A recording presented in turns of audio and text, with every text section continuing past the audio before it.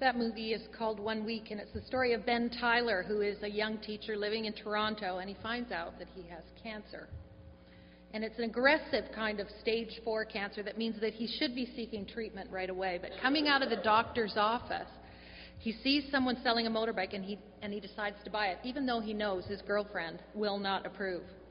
And doing the quintessentially Canadian thing, he gets his Tim Hortons cup of coffee, and he rolls up the rim, and there is this message: "Go west, young man." It calls to him, and he embarks on this journey, a road trip from Toronto to Tofino. And he takes with him a folder that has a children's book that he's written about a magical man called Grumps. His father told him that children who find Grumps are granted enormous capacities. So in some way, Ben's journey is a search for this elusive Grumps. His road trip takes him across the country, visiting of a lot of sites he saw during Children's Time Today. It's really an ode to the country, although, sadly, Eastern Canada is not included.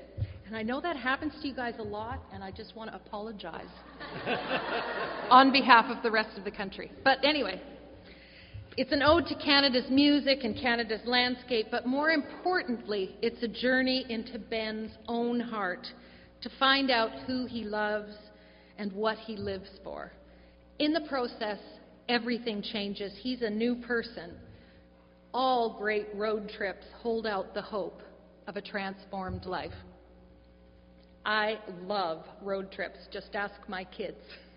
I have dragged them all over the continent. I took them to North and South Dakota in the middle of summer, and the tires on my tent trailer kept popping because it was so hot. So imagine us at the side of the road trying to change the tires on the tent trailer all the way through North and South Dakota. And once took a 1-week road trip. We started in Washington, D.C. and made our way up the coast. We passed through Philadelphia and New York and Boston, Quebec City, Montreal and Ottawa, and all of this in the hot humidity of July. It was very exciting for them. We drove from Toronto to Calgary. They loved it, yes. All those statues in Washington, yay. Anyway, we drove from Toronto to Calgary and ended up spending 10 days in Fergus Falls, Minnesota, because the transmission blew, and they only had one guy, and he was on holidays, and then he had to take a course, and then there were people in front of me. So we did a lot of bowling, and we went to the local museum where Aunt Betty's shawl was on display. It was very exciting. We've camped in a tent in pouring rain. We've pulled over to rest stops in a motorhome to get a few hours of sleep. We've eaten at McDonald's more times than I care to remember or even admit. But the worst trip ever was one to Albuquerque. It taught us the true nature of who we really are. We encountered one trouble after another. Cars breaking down in Denver, snow in the mountains of New Mexico in August while we were tenting. The kids, who were 2 and 4 at the time, the boys, were fighting in the back seat because this is before DVDs. Okay? And we actually broke metal tent pegs trying to set up a tent in California while the winds were blowing. So at one point I ran out of gas on the way to Fremont Peak State Park while Dave and the boys were at the beach. And it was also before cell phones, so I had no way of reaching them. That was that trip. That was it. But finally, when we had only a few days left, we had the most wonderful breakfast at a restaurant overlooking the ocean. Not a cloud in the sky. The temperature is perfect. The boys are playing beautifully together on the patio. The food is scrumptious. And we felt, finally, the tide has turned. And we got in the car and we're driving up the Pacific Coast Highway, and the vistas are stunning. It's like a spiritual awakening. And then Jacob threw up all over the back seat. See, my dad used to tell me that camping builds character. And to me, the road trip is the perfect example of Nietzsche saying, that which does not kill you makes you stronger. There is something completely absurd about the whole experience. You travel with no real destination in mind. You have no reason to get there except just to see. And at the best times, you meet great people and you make good friends. And at the worst times, you're screaming at your kids in the back seat to be quiet because, no, we're not there yet. You feel utterly foreign on a road trip and yet so connected at the same time. Time is suspended, and now all that matters is now. The land is the only constant. If you're lucky, you gain perspective, and you find out who you really are. Jesus took a lot of road trips. The two stories today are kind of an odd pairing, because one's at the beginning with the birth of John the Baptizer, before Jesus is even born, and the other one is the crucifixion at the end. You might wonder, why are these two stories together? Well, today is the Sunday called Christ the King, or the Reign of Christ Sunday. And so these scriptures have in them the promised Messiah and also the King of the Jews. So how is Jesus a king? What kind of ruler is he? And what does that have to do with road trips? The first reading is a song of Zechariah, who is John's father. You might remember that he was visited by an angel, and the angel came and said, "Your wife, Elizabeth, is going to have a baby." And Zechariah's like, "You got to be kidding. We're old." The angel's not too excited about the fact that he wants more information and says, "Until all the things that I've told you are fulfilled, you will not speak again." So Zechariah is kind of shoved to the side because he can't speak anymore. And he was a priest, so speaking's important. Anyway, just before the passage today, we read that the baby's been born and that Elizabeth wants to name him John, and all the people are horrified. "John, no, you got to name him Zechariah, because you always name him after the father." And there's a scandal, so they bring a writing tablet to Zechariah and say, "What should we name your boy?" And Zechariah writes, "John," just as the angel had told him to. And then with that moment, he's finally able to speak. And he remembers in his speech the promises of God to send the Messiah, and he rejoices that his son, John, will go ahead of this Messiah and prepare the people's hearts. He tells how God will once again shine a light on them, and they will have peace. That ends chapter 1. And then in chapter 2, we get the story of Jesus' birth, but I'm not going to do that today because Christmas is coming, and you're going to get enough of that. But he makes it clear, Luke, when he puts these two stories together, the birth of John the Baptist and the birth of Jesus, that Jesus is the Messiah and John is the messenger. Everyone in these stories knows this. Luke describes John kicking in utero when Elizabeth is visited by Mary when she's pregnant with Jesus. Jesus is the greater, yes, but they are both children of God's promise. So between these two events, the birth and the crucifixion, Luke tells stories of Jesus' wisdom, his power as he heals all kinds of people on the periphery of society. And he travels around Galilee more and more convinced that he has come from God to save them.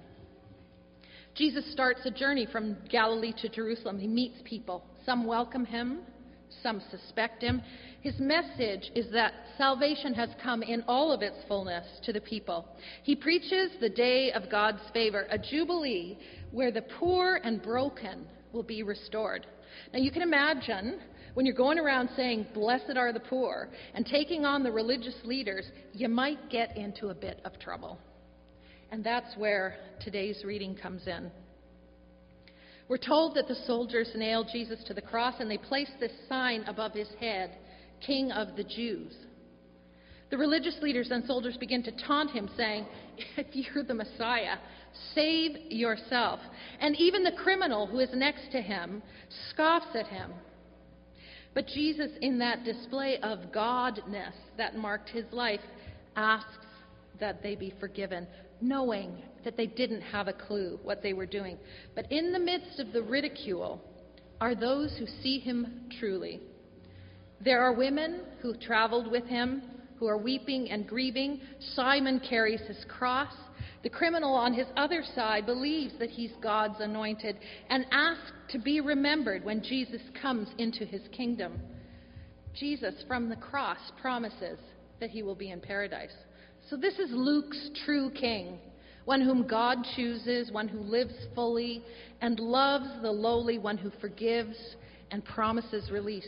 This is not a king with political power who could lead a revolution. This is a suffering king who promises salvation now and in the world to come. The journey from birth to death is an unfolding of God's love for the world, especially those on the margins. And the Jesus road trip is a discovery of a world turned upside down, where the lowly inherit the kingdom.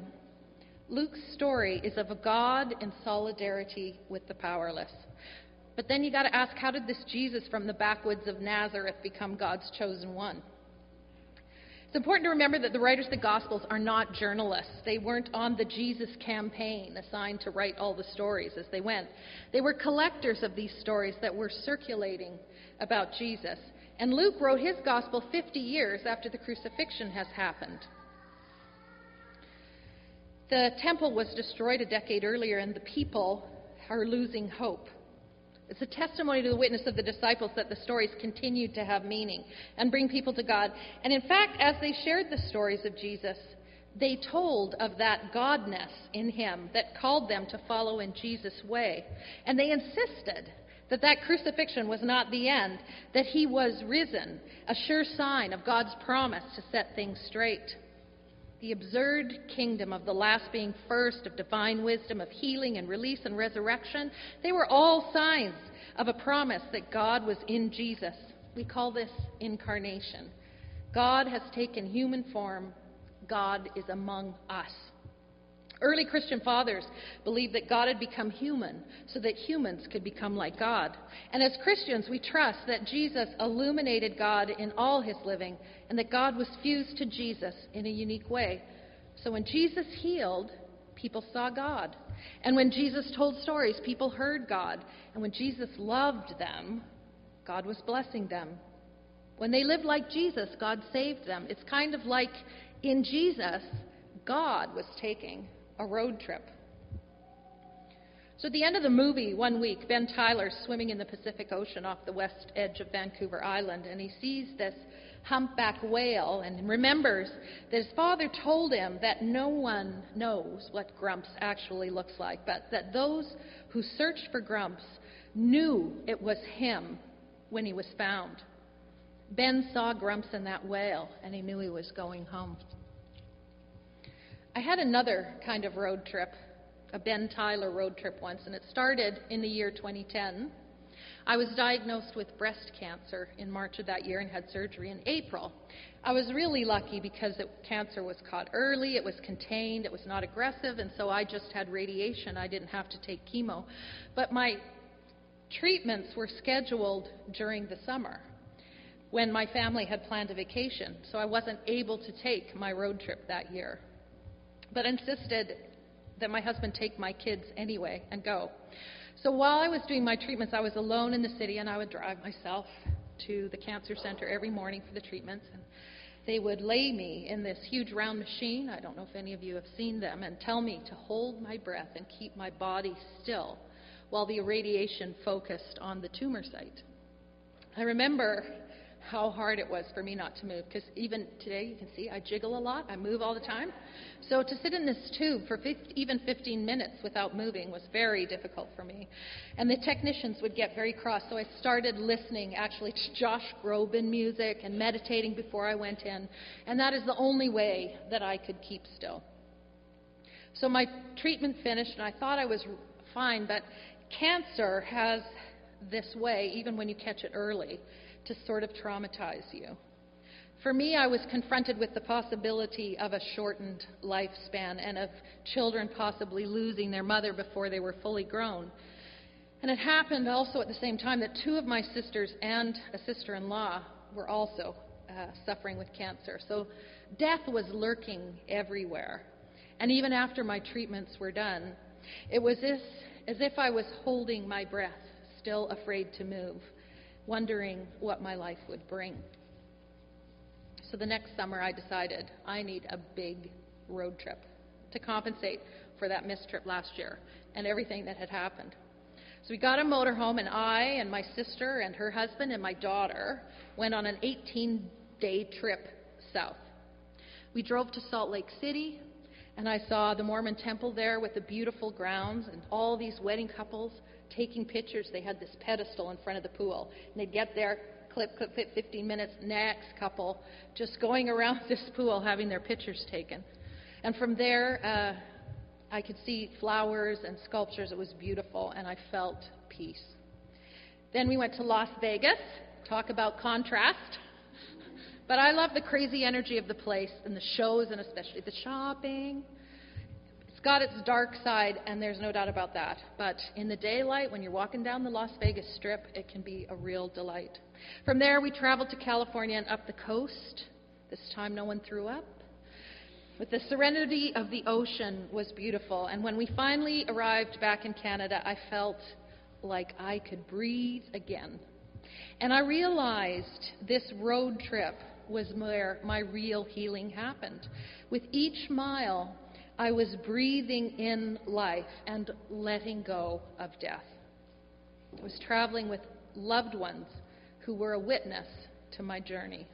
But most importantly, I was healed in the knowledge that God was traveling with me, telling me not to be afraid, promising new life however it came, calling me to live fully now. God was at the center of that road trip, and I found my grumps. See, God's road trip didn't end with a crucifixion. It didn't even end with a resurrection. God is still traveling with us. We are in God wherever we go. You are a child of God's promise. And when we are healed and whole, God is revealed. When we tell stories of our faith, God is heard. When we love, God blesses. And as we live into God, we are saved. Jesus calls us to follow, to live each day breathing in life. Jesus calls us to work for a new world, knowing that true power is found serving, not ruling. And Jesus calls us to an absurd kind of road trip that finds meaning in suffering, love in giving, and God in the strangest places. That is the journey we are called to take. God's road trip continues in you. Amen.